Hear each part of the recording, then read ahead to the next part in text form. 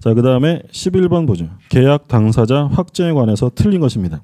자, 1번 보시면 계약 당사자 확정에 관한 문제는 일반적으로 의사표시 해석의 문제이다.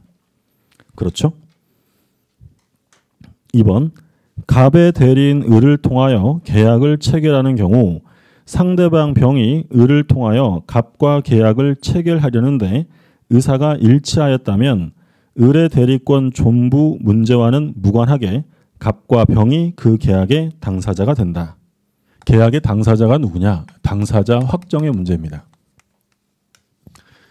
예를 들어서 이제 갑하고 을하고 계약을 했는데, 그러니까 계약의 당사자가 누구냐면 갑과 을, 행위자가 누구냐면 갑입니다.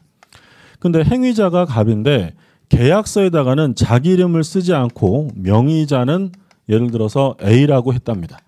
갑이 을하고 계약하면서 계약서에 이름은 누구 이름을 썼냐면 A라는 사람 이름을 썼다. 그러면 을과 계약한 당사자가 행위자 갑이냐 아니면 명의자 A냐, 이게 문제라는 거죠. 그러면 제일 중요한 건 당사자가 뭘 했으면, 의사의 합치가 있으면 그럼 뭐에 따르면 돼요? 의사에 따르면 돼요. 갑과 을이 계약하면서 갑이 당사자다 또는 A가 당사자다라고 의사의 합의가 있었으면 그 합의에 따르면 되는데, 근데 의사의 합치가 없었답니다. 그러면 계약서 쓴 표의자 입장에서 당사자를 결정할까요? 상대방 입장에서 결정할까요? 상대방 입장에서 결정한다.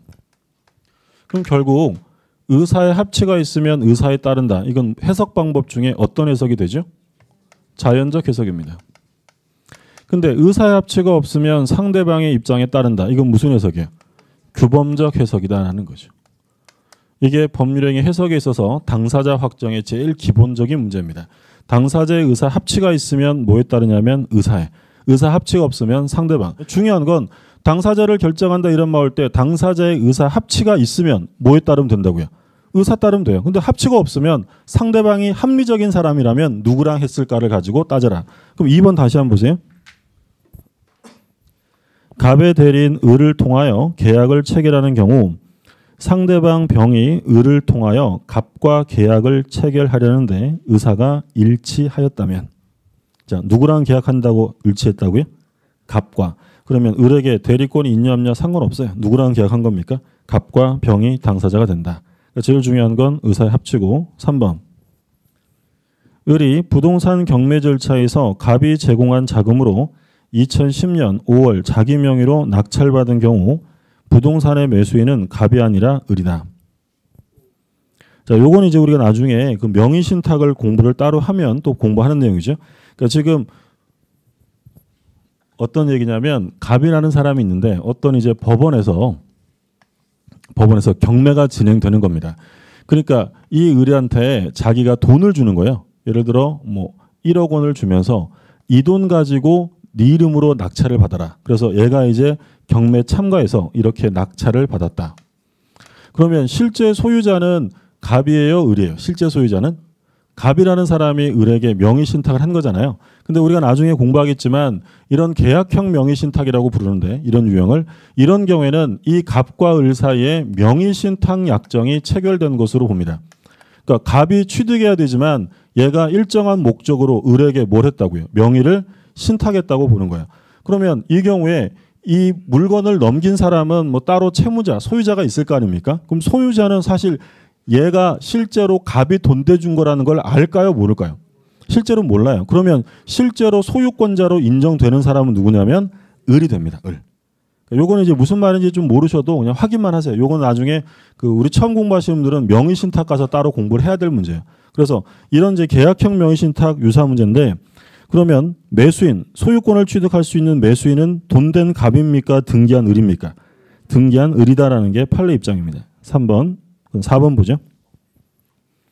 갑이 배우자인 을을 대리하여 은행과 을의 실명 확인 절차를 거쳐 을 명의의 예금 계약을 체결한 경우 금융기관이 자금 출연자가 갑이라는 사실을 알고 있었다면 예금 계약의 당사자는 갑이 되는 것이 원칙이다. 자, 지금 돈 된 사람이 누구예요? 그러니까 갑이라는 사람이 이제 은행과 거래하는데 얘가 자금을 출연했습니다. 근데 자금 출연했는데 명의자, 예금 계약에 있어서 명의자는 누구 이름으로 했다고요? 을의 이름으로 한 거예요. 그럼 문제는 자금을 출연한 사람이 갑인데 이 명의자 을 이름으로 통장 만들고 실명 확인 절차를 거쳤다면 은행과 예금 계약을 체결한 사람이 갑이냐 을이냐 이게 문제라는 거죠. 그러니까 이제 왜 이런 문제가 생겼냐면 만약에 당사자가 을이다라고 하면 을이 이 돈을 찾아갈 수 있어요, 없어요?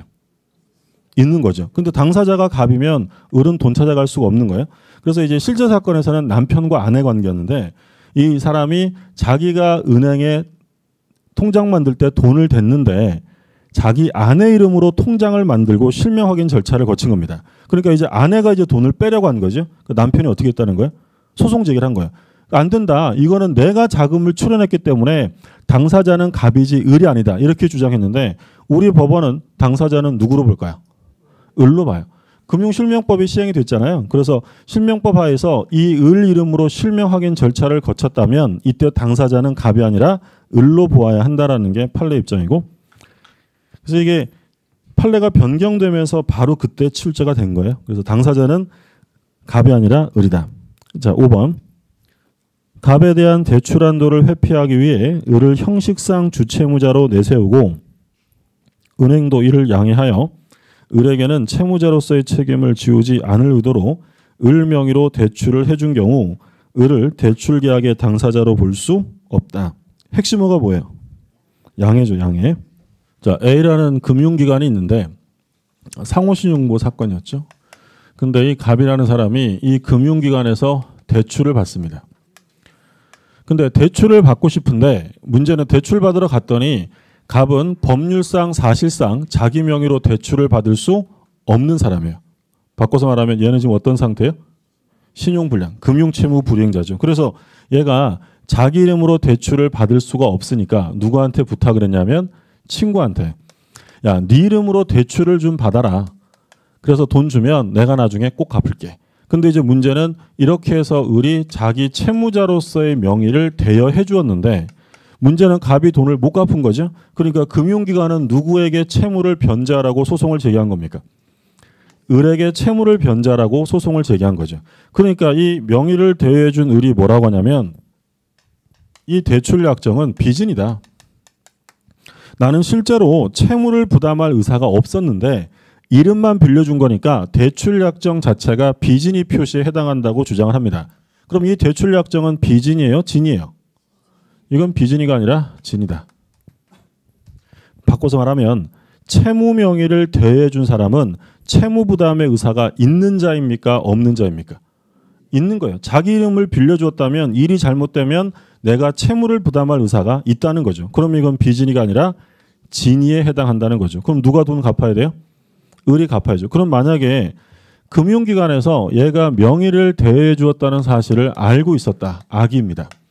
그러면 이 경우에 이 대출 약정은 유효입니까? 무효입니까? 이 대출은 그래도 유효. 만약에 대출 약정이 빚인이 표시다. 그럼 빚인이 표시면 언제 무효가 돼요? 상대방이 알았거나 알 수 있었을 때. 근데 이건 빚인이가 아니라 뭐라고요?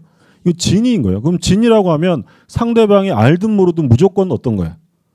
무조건 유효한 거죠. 무슨 말인지 아시겠죠? 아니 그 무효 유효를 논의할 때 빚인이 표시가 되니까 빚인이 표시가 성립하니까 상대방이 알았거나 알 수 있었으면 뭘로 본다는 거예요? 무효로 보는 거예요. 근데 빚인이가 아니라 진짜 마음이에요. 의사와 표시가 일치하는 진이라는 거죠. 그럼 진이라는 것은 유효예요? 무효한 거예요? 그건 당연히 유효. 상대방이 알든 모르든 무조건 대출 약정은 뭐가 될 수밖에 없냐면 유효. 같은 취지의 판례로 그 사립학교법상 사립학교는 학교 명의로 돈을 빌리면 안 돼요.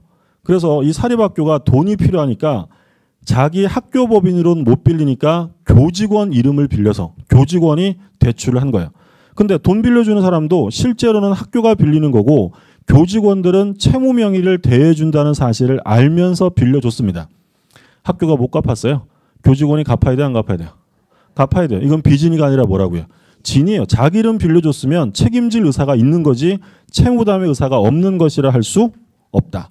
그럼 비교되는 판례는 뭐였냐면 A가 금융기관인데 갑이 금융기관이랑 대출 약정을 했는데 대출 받고 싶다고 해서 원하는 액수를 다 빌릴 수는 없잖아요. 그러니까 동일인 대출 한도가 초과됩니다. 그러니까 대출 한도가 초과되니까 이 갑이 야 이거 나 어떻게 하냐 돈이 더 필요한데 그랬더니 금융기관이 그러면 당신 친구를 데려와라. 그럼 당신 친구 이름으로 대출 약정을 맺는데 당신 친구는 형식상의 채무자로만 내세우고 채무 부담을 지우지 않겠다라고 뭘 해줬다고요? 양해를 해준 겁니다. 그러니까 뭘 양해해 줬다는 거예요? 얘는 형식상의 채무자지 얘한테 부담을 지우지 않겠다라고 양해를 해준 거예요. 그러면 이 대출 약정은 뭐가 된다고 했어요?